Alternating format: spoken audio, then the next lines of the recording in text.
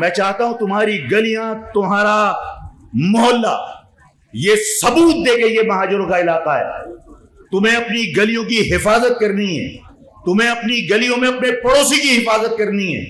تمہاری گلی میں کوئی ادارہ لات مار کے کسی کے گھر میں گھستا ہے. ہر گلی کے اندر 20 مکان ہوتے ہیں، 19 مکان تماشا دیکھتے ہیں. طے کر لو، عہد کر لو کہ آج کے بعد کسی کے گھر میں کوئی لات مار کے گھسا تو 19 کوارٹر بھی ساتھ میں کھڑے ہوں گے.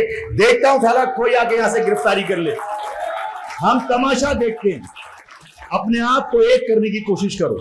یہ الیکشن پھر چلے جائیں گے، کوئی ہارے گا کوئی جیتے گا، لیکن جس دن تم نظریاتی بن گئے، جس دن تم قوم پرست بن گئے، خدا کی قسم 1000 الیکشن جیتنے کی برابر جیت نظر آئے گی کہ ہاں میری قوم دوبارہ سے مہاجر بن کر متحد ہو گئی. ہم 1986 والا دور واپس لانا چاہتے ہیں جہاں ایک آواز کے اوپر پوری مہاجر قوم سڑکوں پر نظر آئے.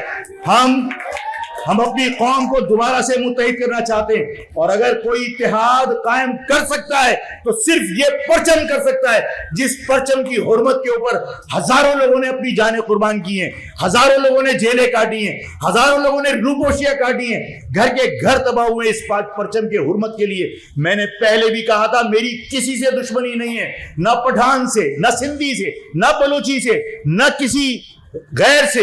میں ہر ایک کو اس شہر میں رہنے والے کو اپنا بھائی سمجھتا ہوں. جو اس شہر میں رہتا ہے اس شہر کے قانون، اس شہر کے رسم و رواج پر عمل کرتا ہے.